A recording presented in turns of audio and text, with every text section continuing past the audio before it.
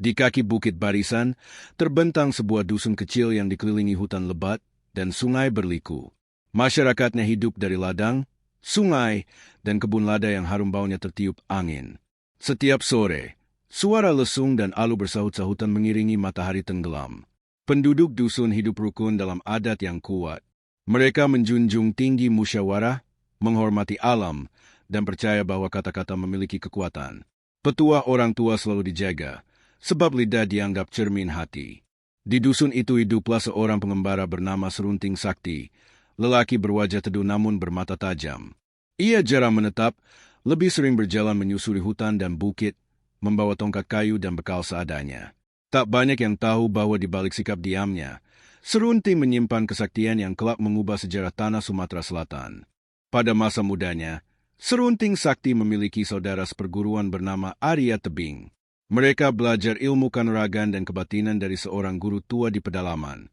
Keduanya bersumpah setia sebagai saudara, berbagi ilmu dan jalan hidup.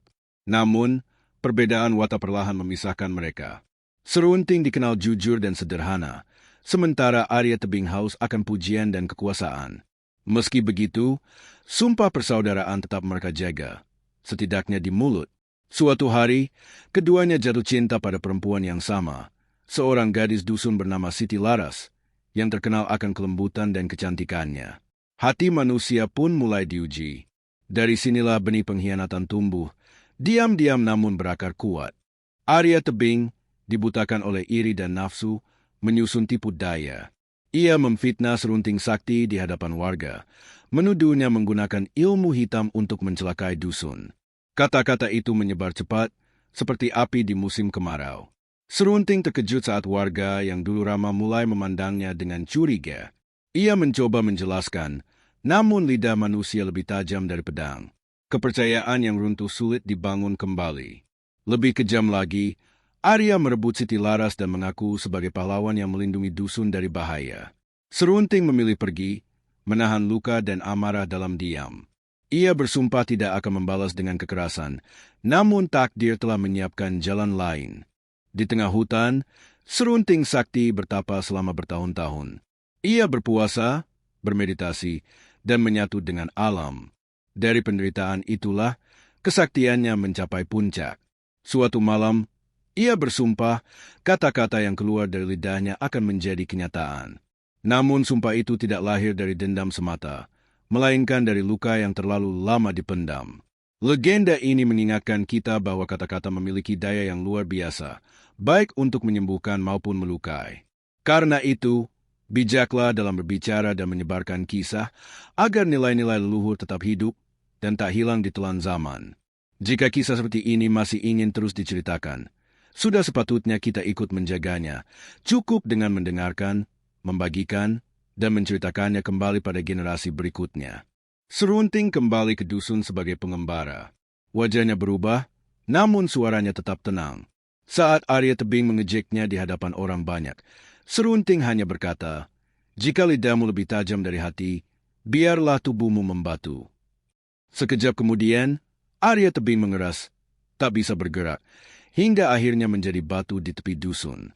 Warga menjerit ketakutan, menyadari bahwa Serunting bukan lagi manusia biasa. Sejak saat itu, Serunting dikenal sebagai si pahit lidah. Ucapannya menjadi kutukan, dan langkahnya membawa ketakutan. Namun di balik julukan itu, ia justru semakin kesepian. Dalam pengembaraannya, banyak orang sombong, pendusta, dan penindas menjadi korban kata-katanya. Gunung, batu, dan bukit dipercaya sebagai jelmaan manusia yang dikutuk. Hingga kini, masyarakat Sumatera Selatan masih menunjuk batu-batu tertentu sambil berbisik, "Itu bekas kutukan si pahit lidah." Allah menjadi saksi sejarah dan peringatan.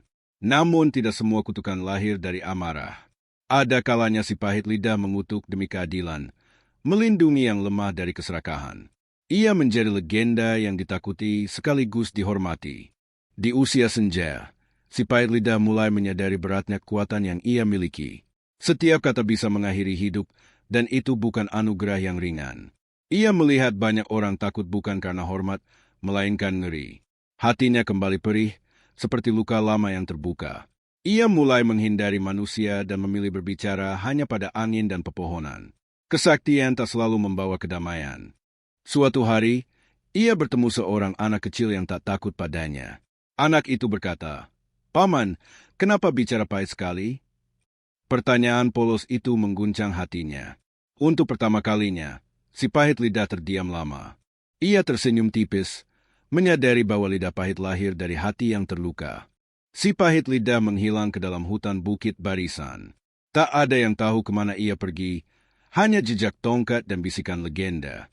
Masyarakat percaya ia melebur dengan alam, menjaga keseimbangan kata dan perbuatan. Kutukan pun berhenti sejak saat itu. Namun kisahnya tetap hidup. Legenda si pahit lidah diwariskan dari mulut ke mulut, dari tunggu ke tunggu. Ia menjadi pengingat bahwa kata-kata adalah warisan paling berbahaya sekaligus paling berharga. Budaya Sumatera Selatan mengajarkan sopan santun, timbang rasa, dan tanggung jawab dalam berbicara. Karena lidah bisa membangun dusun, atau mengubah manusia menjadi batu. Dan selama cerita ini masih diceritakan, pesan leluhur akan terus bernapas.